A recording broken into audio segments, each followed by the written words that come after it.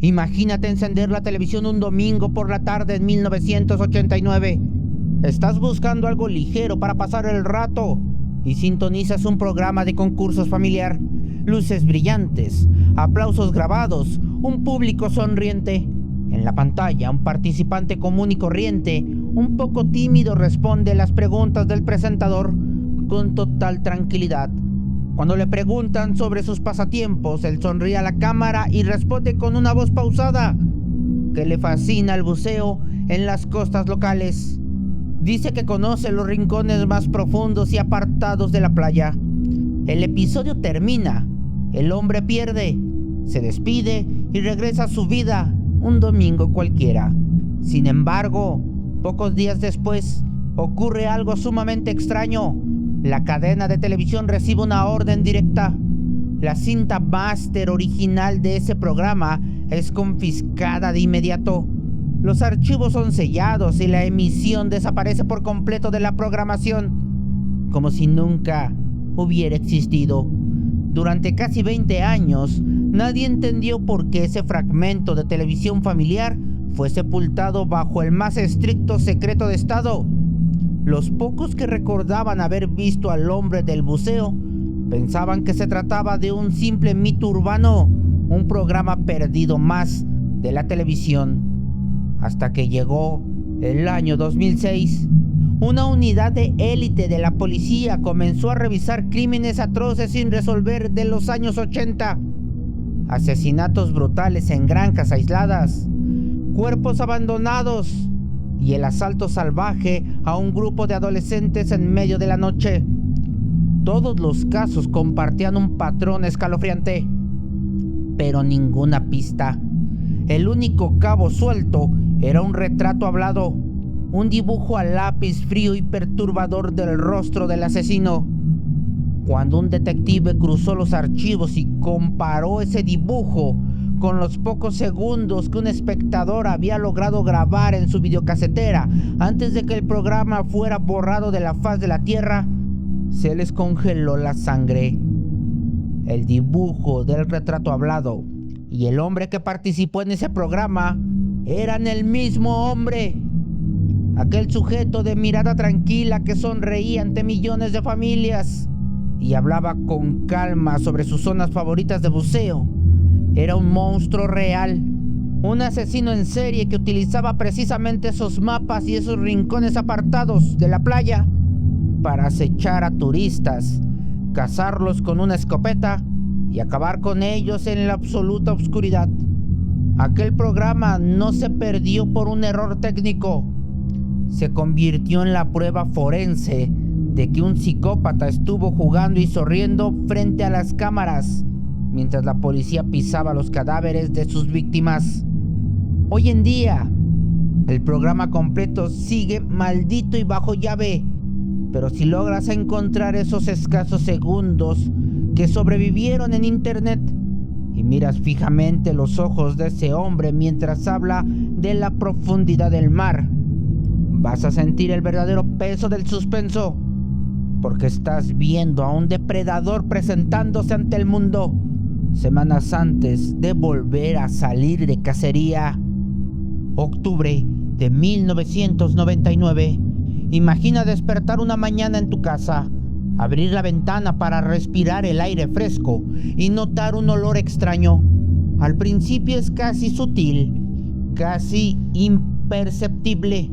Un aroma denso, extrañamente dulce, que se te pega en la parte trasera de la garganta. No le das importancia, piensas que quizás es un animal pequeño que perdió la vida en el jardín o que está en la basura de algún vecino y que ya lleva un par de días bajo el sol. Pero pasan las horas, los días, y el olor comienza a mutar. Se vuelve espeso, pesado, penetra las paredes de las casas, se cuela por los conductos de ventilación y se impregna en la ropa, en las sábanas, en la comida que intentas cocinar. El ambiente en el vecindario se vuelve asfixiante. Las escuelas locales se ven obligadas a cancelar los recreos y la gente empieza a sellar sus propias ventanas con cinta industrial, aterrada, sin saber qué es lo que están respirando. El aire se siente contaminado, como si el propio vecindario se estuviera pudriendo desde las entrañas. El origen de la pesadilla está justo en la esquina. Un supermercado enorme que, apenas 3 meses atrás, había quebrado y cerrado sus puertas de la noche a la mañana. Los dueños huyeron con tanta prisa que dejaron el edificio completamente intacto. Al principio, los enormes sistemas de refrigeración industrial continuaron encendidos, manteniendo todo congelado en el más absoluto silencio de un edificio muerto. Pero semanas después, la compañía eléctrica cortó el suministro por falta de pago. En ese microsegundo, en la completa oscuridad del supermercado abandonado, comenzó una cuenta regresiva biológica espantosa. Toneladas de carne roja, pescados, mariscos y lácteos quedaron atrapados en un contenedor de concreto tan gigantesco, sellado herméticamente y expuesto al calor sofocante del verano. Sin refrigeración, las bacterias se multiplicaron a niveles astronómicos. La descomposición generó gases metánicos tan potentes que los cartones de leche, los empaques de embutidos y los frascos de comida comenzaron a explotar uno por uno dentro de las mismas vitrinas, salpicando las paredes y los pasillos con una masa pastosa y putrefacta. Cuando el Departamento de Salud y las autoridades finalmente derribaron las puertas principales, lo que encontraron del otro lado superó cualquier película de terror. El aire era tan sumamente tóxico que los primeros oficiales en cruzar el umbral comenzaron a vomitar de inmediato. A pesar de llevar máscaras antiguas, tuvieron que retirarse y regresar con trajes de material peligroso muy avanzados y con tanques de oxígeno militar. El interior del supermercado parecía una dimensión sacada de una pesadilla gore. Miles de millones de moscas y moscardones gigantescos nublaban el aire por completo. Los equipos de limpieza declararon después que era absolutamente imposible ver más allá de 1 metro de distancia, debido a la densa nube de insectos negros que chocaban contra sus visores. El suelo estaba cubierto por una alfombra viviente de millones de larvas, gusanos y plagas que se alimentaban en la penumbra. Las grandes ventanas de cristal del supermercado, vistas desde afuera, se habían tornado completamente negras, pero no por el polvo, sino porque estaban tapizadas de lado a lado por una masa compacta de cucarachas que intentaban escapar del gas de la descomposición. Durante semanas, los noticieros locales transmitieron el proceso de desinfección desde el exterior, grabando decenas de horas de metraje.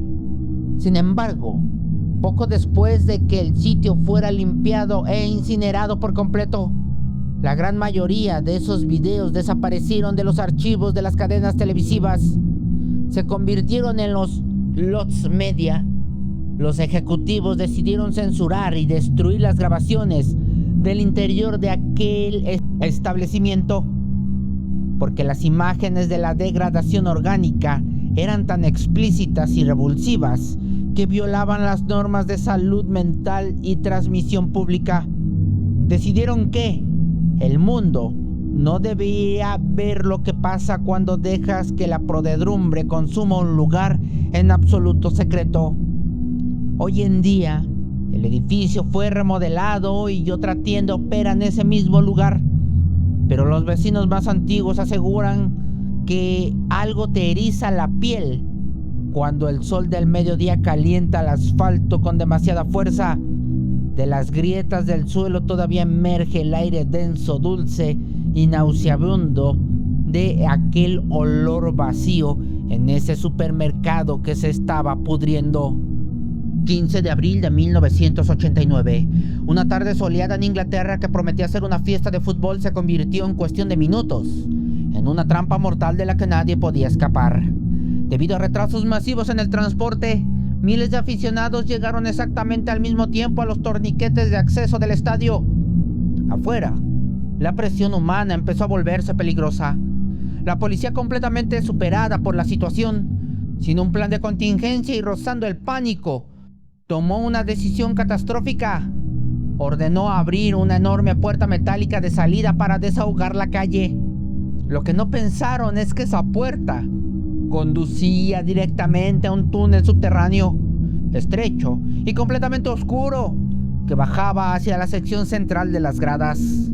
Una sección que ya estaba al límite de su capacidad. Miles de personas entraron corriendo por ese túnel, desesperadas por llegar a ver el partido de fútbol que ya había comenzado. El empuje fue brutal. La masa humana que venía bajando por el túnel a ciegas aplastó por completo a los que ya estaban delante. Cientos de hombres, mujeres y niños quedaron atrapados de pie, prensados con una fuerza de toneladas contra las altas rejas de metal que separaban las gradas de la cancha. No podían moverse, no podían expandir sus pulmones. Comenzaron a perder la vida de pie, con los ojos abiertos, mirando fijamente el césped mientras el partido continuaba a unos cuantos metros. Pero lo verdaderamente perturbador, lo que te revuelve el estómago, ocurrió en la sala de control del estadio. Este lugar contaba con un sistema de circuito cerrado de televisión de última tecnología para la época. Cámaras de alta resolución apuntaban directamente al túnel asesino y a los accesos. El técnico de video encargado de la seguridad esa tarde confesó, años después, la pesadilla que vio en sus monitores. Dice que vio los rostros de desesperación pegados al vidrio de las cámaras.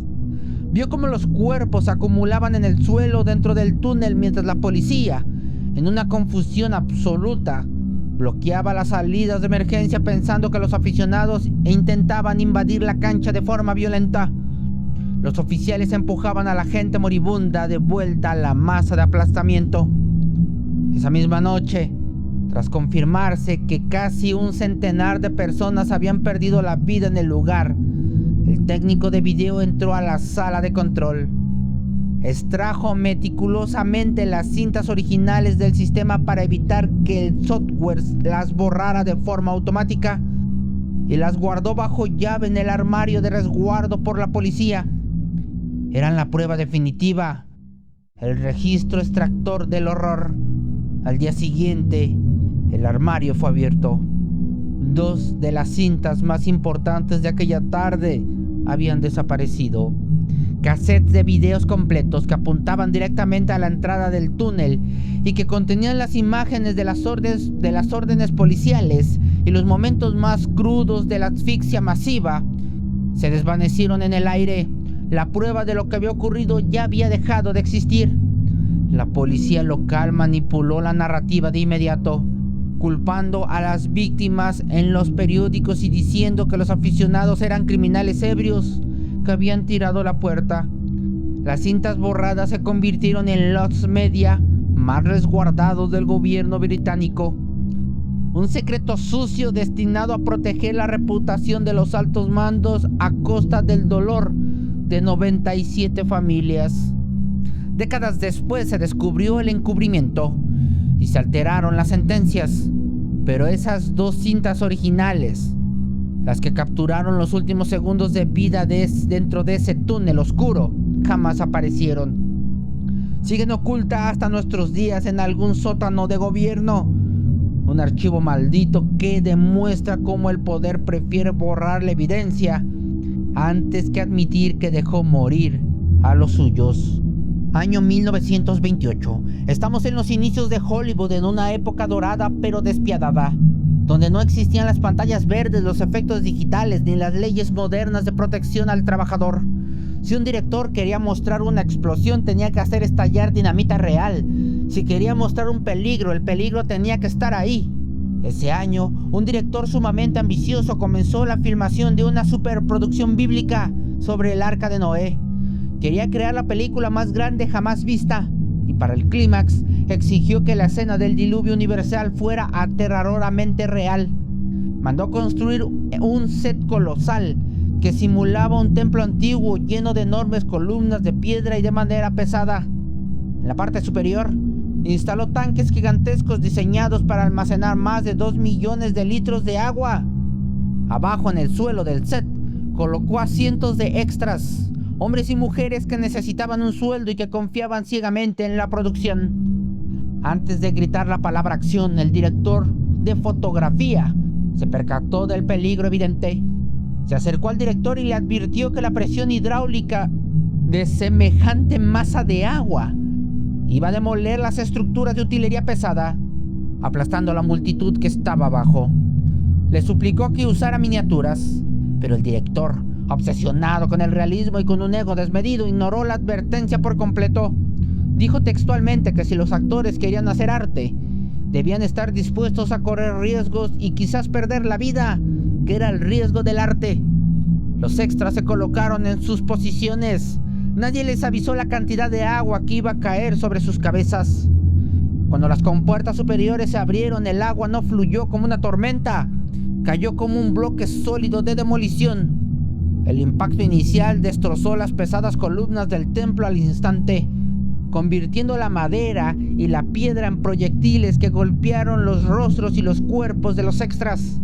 El agua inundó el set en un segundo, arrastrando a las personas con una violencia descomunal, rompiendo extremidades y atrapando a decenas de hombres y mujeres bajo los escombros sumergidos en una piscina de lodo y sangre. En la pantalla las cámaras siguieron grabando. Los camarógrafos horrorizados capturaron cómo la gente luchaba desesperadamente por sacar la cabeza para poder respirar, cómo se hundían y cómo eran pisoteados por el pánico colectivo. Lo que el director estaba viendo a través del visor no era una escena de actuación, era una masacre real, filmándose en tiempo real. 3 extras perdieron la vida ahogados y aplastados en ese mismo instante, y decenas más sufrieron heridas graves que los marcaron de por vida. Cuando la película se estrenó en los cines de la época, los espectadores se quedaron sin aliento ante el realismo del diluvio, sin saber que estaban presenciando un homicidio involuntario masivo. Sin embargo, el metraje que llegó a las salas ya estaba fuertemente censurado. El corte original de la película, la versión extendida que duraba más de 2 horas, contenía los minutos exactos y explícitos donde el agua impacta de lleno a las víctimas y se observa su agonía real frente a la cámara. Antes de que las demandas destruyeran el estudio, los ejecutivos confiscaron los rollos de películas originales y quemaron esos minutos malditos en un incinerador. Los eliminaron de la faz de la tierra para ocultar la negligencia del director. Esos fragmentos se convirtieron en uno de los lost media más perturbadores del cine clásico. Una grabación donde la muerte real se disfrazó de entretenimiento y cuyos minutos más explícitos quedaron sepultados para siempre en las cenizas del olvido.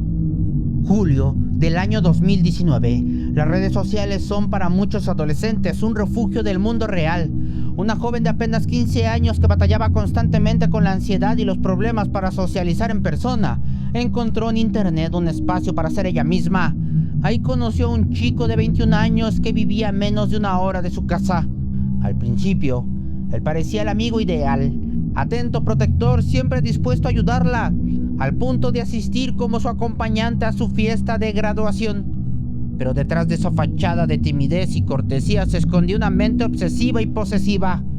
En el instante en que la joven decidió mantener las cosas claras, recordarle que solo eran amigos y comenzar a hacer su vida para ir a la universidad, el sujeto experimentó un cambio interno brutal. En su computadora personal comenzó a estructurar una lista detallada en un bloc de notas, un plan milimétrico con un historial de búsqueda que revelaba su única intención: cómo cometer un crimen violento sin dejar rastro. El desenlace ocurrió la noche del 13 de julio, tras regresar de un concierto de música en Nueva York. Durante el evento, la joven se tomó de la mano y se dio un beso con un chico de su edad en el concierto. El mejor amigo y agresor lo vio todo. No dijo ni una sola palabra, pero su lenguaje corporal se volvió frío y distante. En el viaje de regreso, de madrugada, la joven se quedó completamente y profundamente dormida en el asiento trasero de la camioneta, confiando en su mejor amigo y confiando que todo estaba bien. A las 7 de la mañana del día siguiente, la madre de la joven escuchó unos golpes secos en la puerta de su casa. Al abrir, se encontró con 2 oficiales de policía que hacían preguntas confusas sobre el paradero de su hija. Mientras los oficiales intentaban explicar que habían recibido una llamada de emergencia extraña, la hermana menor de la joven, que estaba en la cocina revisando su teléfono, soltó un grito desgarrador que congeló la sangre de todos los presentes. El agresor había desviado la camioneta hacia un camino forestal completamente oscuro, aislado y rodeado de maleza. Antes de apagar el motor y bajarse del vehículo, acomodó su teléfono celular en el centro del tablero, apuntando con la cámara directamente hacia el parabrisas y el cofre del auto. Encendió la grabación de video. Lo que ese teléfono registró en los siguientes minutos es un archivo que la Fiscalía de Estados Unidos describió después como el material más gráfico, perturbador y traumático que jamás había procesado en la historia de los Estados Unidos en proceso judicial. El video capta el momento exacto en que el sujeto abre la puerta trasera, despierta a la joven a gritos y la confronta con violencia. Captura la desesperación de ella al verse atrapada en la penumbra, sus intentos por calmarlo y el ataque final, ejecutado con una arma punzocortante. Tras terminar con su vida de la mujer, este sujeto, su supuesto mejor amigo, utilizó el mismo teléfono para tomar fotografías de la escena y subirlas a un servidor público de Discord y a sus historias de Instagram, las cuales se volvieron virales en internet en cuestión de minutos antes de que los moderadores pudieran bloquear su cuenta. Durante el juicio en 2021, el video del tablero se mantuvo bajo el más estricto resguardo policial debido a su naturaleza explícita. Sin embargo, debido a una grave negligencia administrativa de la oficialía de la fiscal, una copia íntegra de la grabación fue enviada por error a los servidores de varias agencias de noticias locales. Al enterarse, la familia de la víctima interpuso una demanda federal inmediata, exigiendo la destrucción total y absoluta de cada disco duro oficial que albergara el metraje. El video fue borrado de los registros públicos y destruido bajo la orden judicial para evitar que el sufrimiento de la joven se convirtiera en un morbo, en el morbo digital. Es un LOTS media oficial por decreto. Sin embargo, el suspenso y el temor latente persisten en los rincones más oscuros de la red, ante la sospecha de que alguna de esas copias filtradas en los medios de comunicación aún se encuentren resguardadas en un servidor privado esperando el momento de salir a la luz. Esto deja una reflexión para las mujeres. Si no quieres andar con un muchacho, es mejor que ni siquiera le ofrezcas tu amistad. Julio del 2014. Cerramos este viaje en un suburbio aparentemente pacífico de Michigan. Imagina la desesperación de una joven de 18 años, con un embarazo avanzado de 8 meses, y su pareja, un joven de 25 años sin empleo, sin dinero para pagar la renta y con la presión de un bebé en camino. Toma una decisión desesperada: publicar anuncios en un portal de clasificados en internet ofreciendo encuentros íntimos a cambio de dinero en efectivo. Una práctica peligrosa, pero que en sus mentes era la única salida inmediata. A las 18 de la noche del 12 de julio, llega la respuesta que tanto esperaban. Un hombre acepta esos encuentros íntimos. El hombre, que firmó bajo un seudónimo amigable, les propone una cita esa misma noche. El lugar del encuentro, un parque público a medianoche completamente solo. La pareja acude al sitio confiada en que el joven esperaría en el auto mientras ella realizaba la transacción. Pensaban que sería un negocio rápido. No sabían que estaban caminando directo hacia una emboscada planificada al milímetro. En cuanto la pareja desciende del vehículo, el sujeto emerge de la oscuridad. Sin mediar palabra, ataca al joven hombre con una fuerza descomunal, terminando con su vida en el acto, antes de que él se pudiera defender. Acto seguido, arrastra el cuerpo inerte hacia la espesura del bosque para ocultarlo entre los arbustos. Regresa, toma a la joven embarazada, la ata de pies y manos y la mete a empujones en la cajuela de su auto para desaparecer en la noche. Durante los siguientes 5 días, las familias de los jóvenes viven un calvario. La policía local localiza el auto abandonado en el parque y la unidad de delitos cibernéticos inicia un rastreo forense de la dirección IP de los correos electrónicos de ambos. La investigación los lleva a un nombre real y una dirección física. El 17 de julio, agentes de la ley montan una vigilancia discreta fuera de la residencia del sospechoso. A las 9 de la noche, el sujeto sale en su vehículo y, al notar la presencia de la policía, desata una persecución salvaje de alta velocidad por las autopistas de Michigan, la cual termina cuando pierde el control y se estrella de lleno contra una barrera de contención. Antes de que los oficiales pudieran acercarse para arrestarlo, el criminal toma un arma y termina con su propia vida. Los oficiales corren al vehículo accidentado, abren la cajuela y milagrosamente encuentran a la joven embarazada aún con vida. Pero la verdadera pesadilla, lo que provocó que los detectives veteranos tuvieran que recibir terapia psicológica, comenzó cuando el equipo forense derribó la puerta de la casa del criminal.